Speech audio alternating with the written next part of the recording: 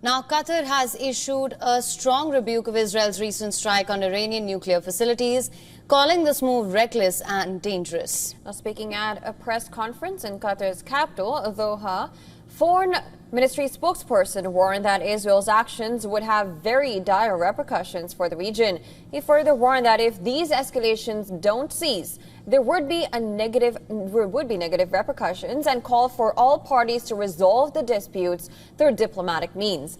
Qatar, which has long played a mediating role, says the escalation as an uncalculated measure that risks undermining fragile progress in the regional diplomacy. What we have to re-emphasize, when we are talking about the waters of the Gulf, it's the main source of water for all of us here in the region. It's also the maritime way for, as I said, 30% of the world's fuel and fertilizer, 25% of the world's natural gas. So we cannot remain ambiguous to this. We have to condemn very clearly, and the international community has to make it very clear that any targeting of nuclear facilities, any targeting of fuel or energy facilities in this region would have ramifications that are unknown. Now, a signal of more shockers in store on Israel's part in the Iran-Israel conflict. Israel's ambassador to the U.S. says his country still has some surprises up its sleeve in its fight against Iran. Ambassador Yitzhak says that the full scope of Israel's recent actions against Iran has not yet been revealed, noting that there's a lot that's still possible.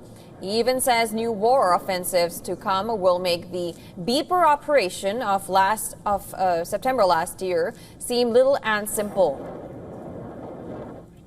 For context, the Beeper operation last year involved detonating thousands of Hezbollah beepers and walkie-talkies. Many Hezbollah fighters were injured in a complex, years-long intelligence effort in this.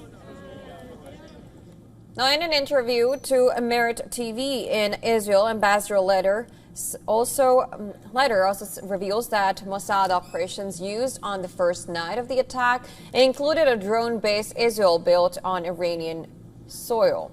He describes Israel's bombing of Iran as the war to end wars and the war to engender peace in West Asia, and that there's no pressure from the U.S. to stop the fighting.